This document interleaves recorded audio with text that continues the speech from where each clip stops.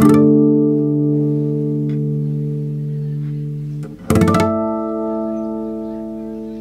skal på opdagelse i jeres by. Vi skal på opdagelse i Malling. Og hvis I brugte øjnene, da I gik ind her, hvad så I så, da vi gik ud fra fortovet og gik op til det her sted? Hvad så I så? Jeg så en masse jord, der er besværligt at gå i. Ja. Der så nogle blomster. Ja, du så nogle blomster. Ja. På det her sted har der faktisk et højt hus, 4 etager. Og det var sådan, at her midt på området, sådan lidt bag, hvor I står, der lå der et maskinhus. Og inde i maskinhuset, der var der en dampmaskine. Så til den ene side lå der en mølle, en dampmølle. Til den anden side lå der en brødfabrik, og bagved lå der et savværk.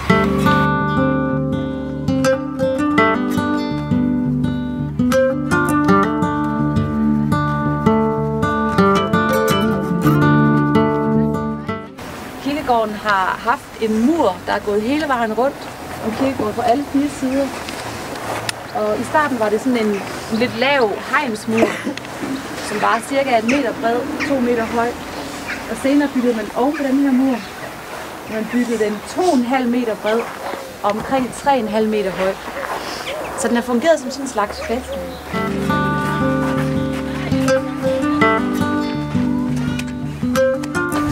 Jeg kan sige sådan planter. Hvad mere? Og sten. Sådan nogle brosten noget. Tænker du, det er et typisk gravsted, det her? Nej, Hvorfor ikke? det er stort.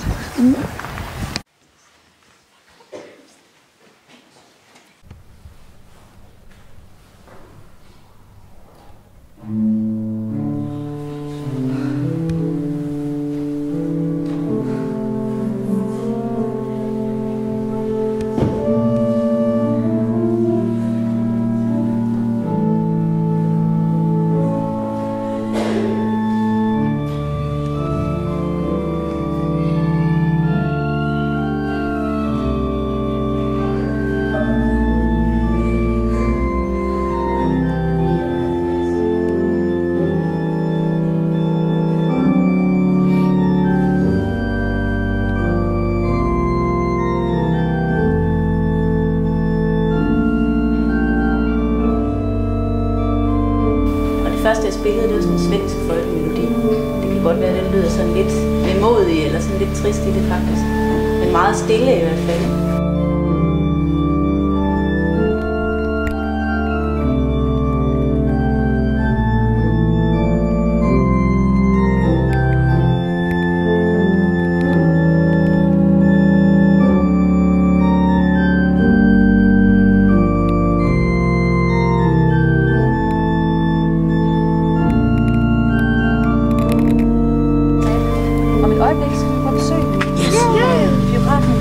Og vi er blevet inviteret herind af Per, som har biograf, som I måske kender.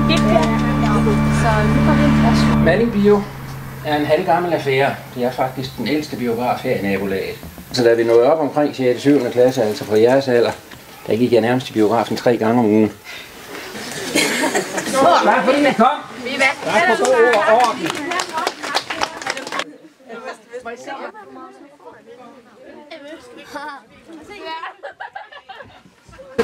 Vi har været i en kirke, hvor I blev overrasket over musik. Vi har været i en biograf, hvor Per gav popcorn og fortalte om sit liv i biografen med film. Og nu står vi her. Huset her overfor. Det her lyse, kan I se det her lysehus? Ikke det hvide, men det ved siden af. Det så engang sådan her ud. Huset lå ved siden af en bager. Bageren lå her. Og i huset herover, over ved siden af, der boede der en mand, der hed Eskesen.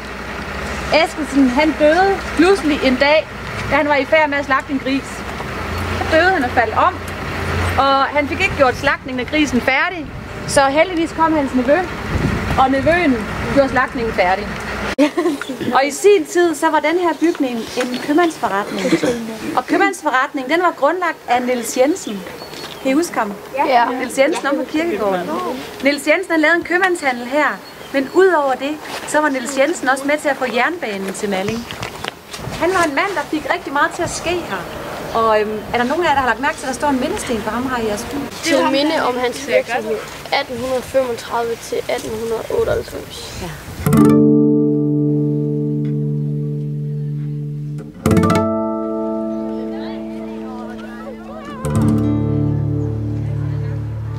Altså, jeg bor herinde. Nå ja. Ja. Og Mikkel, hvor længe har du boet her? Jeg tror, jeg bor 5 år, 6 år. Ja. Der er en dejlig have herinde, kan jeg se. Hvad laver du inde i din have? Og på trampolin. Det lyder rigtig dejligt. Altså, jeg synes, det er en rigtig hyggelig by, fordi den er så lille. Og der er mange, altså man kender jo næsten alle sammen hinanden, så hvis man lige møder en, så er sådan, altså, ja, man kender næsten alle sammen hinanden. Det er lidt nederen, det er sådan en lille by. Det er nederen, den lille by, siger du. Hvorfor? Det ved jeg ikke, så vil jeg hellere bo i Aarhus eller sådan noget. Hvorfor? Det vil jeg også. Fordi det er større. Det vil jeg ikke. Der er flere ting, der man kan komme hen til. Og Martin Nyrup her, som egentlig er en berømt arkitekt, han tegnede 5 bygninger i alt, som er med til den her. Og bygningen her blev det første landbrugsmuseum i Jylland. Og som I kan se, så står der masser af gamle landbrugsredskaber. Og her var der museum ind til 2. verdenskrig.